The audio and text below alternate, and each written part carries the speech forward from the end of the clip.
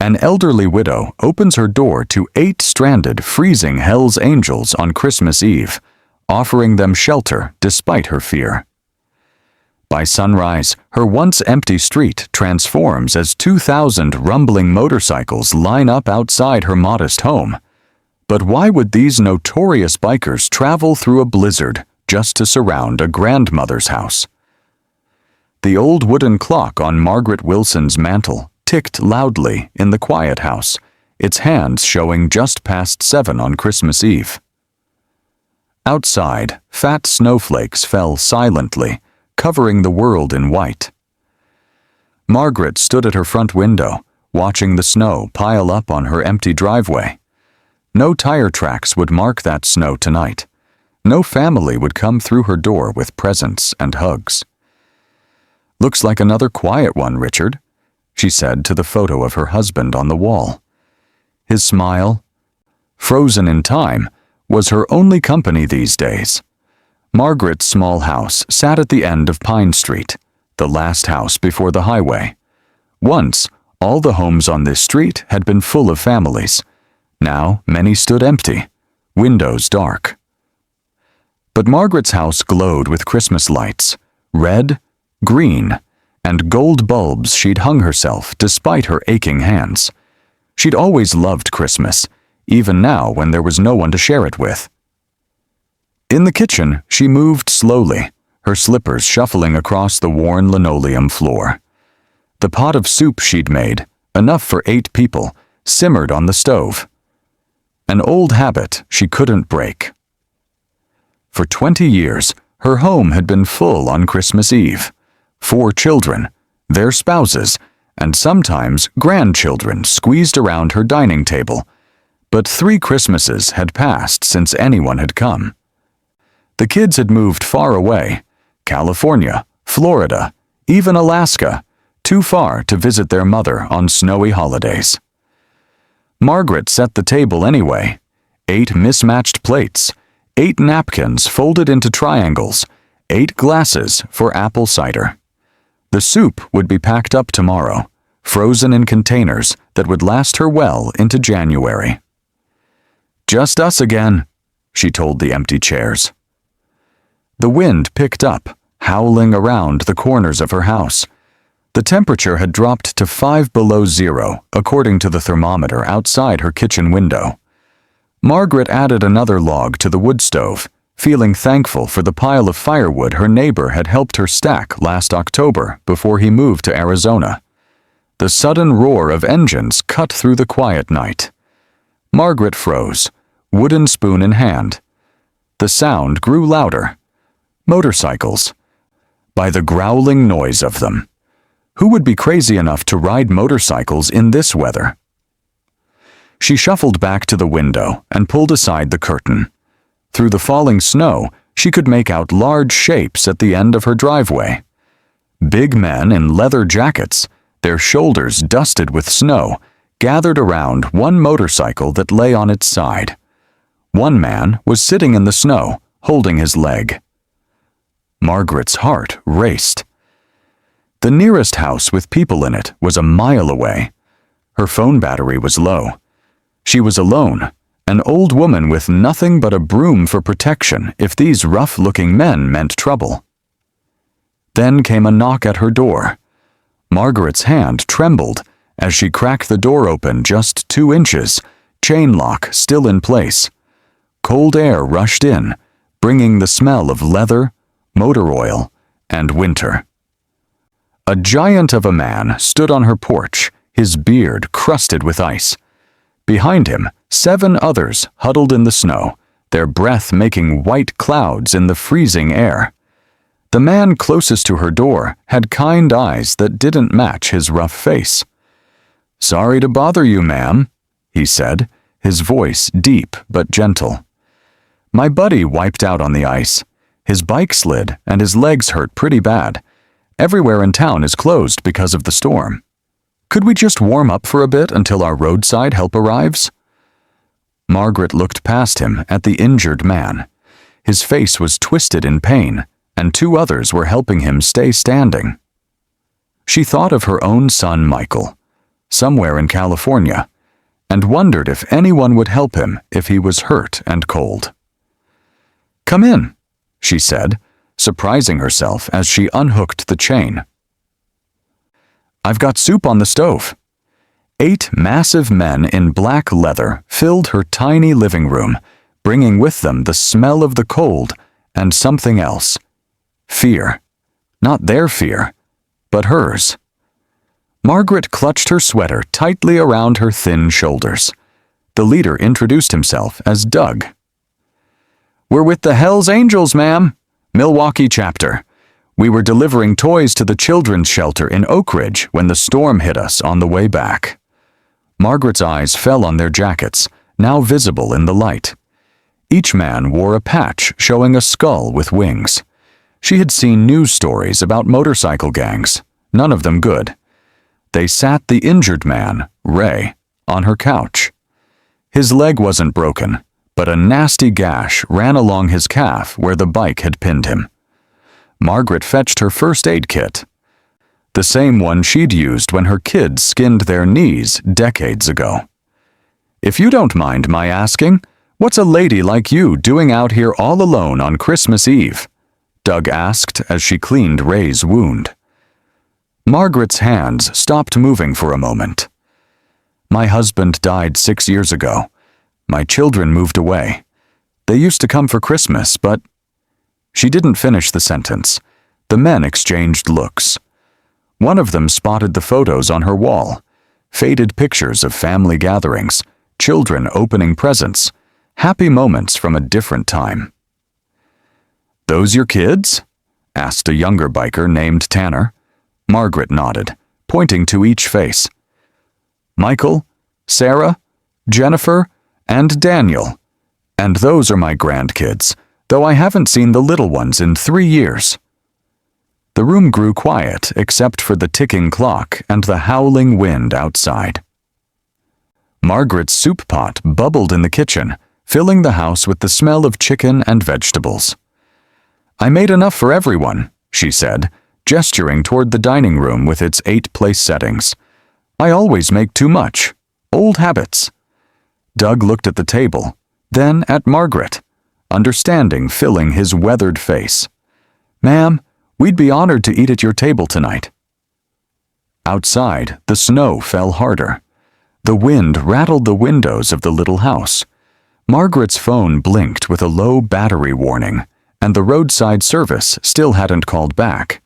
But somehow, the fear that had first gripped her heart when these men arrived was melting away like snow on warm skin. 8 strangers crowded around Margaret's dining table, their massive shoulders making her chairs look tiny. Steam rose from 8 bowls of soup as they ate. The silence broken only by the clinking of spoons against porcelain. Margaret watched them from her place at the head of the table, still not quite believing her Christmas Eve had taken such a strange turn. "This is the best soup I've had since my grandmother was alive," said Tanner, the youngest of the group. The others nodded in agreement, some taking second helpings. As they ate, Margaret learned their stories. Doug had been a teacher before joining the Hells Angels. Ray had fought in 2 wars. Another, named Big Mike, fixed cars in the same shop for 30 years. They weren't the monsters she had feared when they first knocked on her door. They were just men, cold and hungry on Christmas Eve, like her own sons might be somewhere far away. After dinner, Doug noticed the dripping sound coming from her hallway. "Ma'am, you've got a leak in your ceiling there."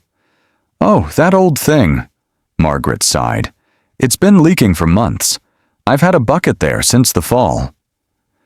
Without another word, Doug, Big Mike, and 2 others grabbed their coats and climbed onto her roof.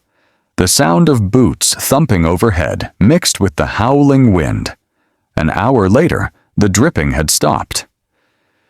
"Should hold until spring," Doug said when they came back inside, snow melting from their beards. "You really should get a proper fix then." While some fixed her roof, others had gone outside to chop more firewood from the fallen tree in her backyard. Now her wood box was full to bursting, enough to keep her warm for weeks. As the clock neared midnight, Margaret served coffee and the apple pie she'd baked that morning. The house felt warmer than it had in years, not just from the roaring wood stove, but from the laughter and stories that filled the rooms.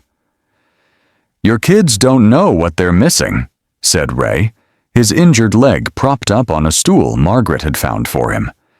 Margaret's eyes grew wet. They have their own lives now. It's hard to travel in winter with little ones. Doug watched her face carefully. Then he stepped into the kitchen and made a phone call, his voice too low for Margaret to hear. Near 1 in the morning, the storm finally broke. Stars appeared in the black sky as the clouds moved on. The bikers gathered their things, thanking Margaret for her kindness. "Our road service finally called back," Doug explained. "They'll be here soon for Ray and his bike. The rest of us can make it home now." Margaret felt a strange sadness as she watched them put on their heavy gloves and jackets. For one night, her empty house had been full again. Tomorrow, it would return to silence. "You've been a Christmas angel to us, Margaret," Doug said, taking her small hand in his huge one. "We won't forget it." They rumbled away into the night, the sound of their engines growing fainter, until Margaret could hear nothing but the wind in the pines and the ticking of her old clock. She climbed into her cold bed, pulled the quilt up to her chin, and fell into the deepest sleep she'd had in years. She didn't hear the first bikes arriving just before dawn. A low rumble woke Margaret, like distant thunder that wouldn't stop. The morning light streamed through her bedroom window, brighter than usual, with the sun reflecting off the fresh snow. The rumbling grew louder, shaking the glass in her window frames. Margaret shuffled to the front door in her slippers and robe, rubbing sleep from her eyes. When she pulled back the curtain, she gasped and pressed a hand to her heart. Motorcycles lined her street as far as she could see. Hundreds of them. No, thousands. Parked neatly in rows that stretched beyond the bend in the road. Men and women in leather jackets stood in her yard, on the sidewalk, in the street. Some carried boxes wrapped in colorful paper. Others held grocery bags. A group near her porch worked to set up 3 pine trees, already strung with lights. Doug stood on her front step, grinning through his wild beard. "Merry Christmas, Margaret." "What is all this?" she asked, her voice barely a whisper. "You took care of our brothers when they needed help," said a woman biker with long silver braids. "Now we're your family too. We've got chapters here from 3 states." Throughout the morning, bikers came to her door in groups, introducing themselves and bringing gifts. They filled her refrigerator with food, fixed the loose boards on her porch, and replaced her broken mailbox. 2 electricians from the Chicago chapter rewired her old lamp that hadn't worked in years. Others hung Christmas lights in patterns that turned her yard into a wonderland. By noon, the smell of barbecue filled the air as enormous grills appeared in her driveway. Children from the shelter in Oak Ridge arrived in buses, their eyes wide at the sight of so many motorcycles. They played in Margaret's yard, making snow angels and building snowmen with leather-clad bikers. Margaret sat on her porch, wrapped in a new quilt someone had brought her, watching it all with tears in her eyes. A local news van had arrived, and a young reporter asked if she would tell her story on camera. "I'm just an old woman who opened her door," Margaret said simply. "These are the real angels." That night, as the last of the visitors rode away, promising to return soon, Margaret's phone rang. It was her daughter, Sarah. "Mom, are you okay? We saw you on the news." One by one, her children called. By New Year's Day, all 4 had visited, bringing her grandchildren to meet their grandmother, the one the news called Grandma Angel of the Bikers. 1 year later, Margaret's house hardly looked the same.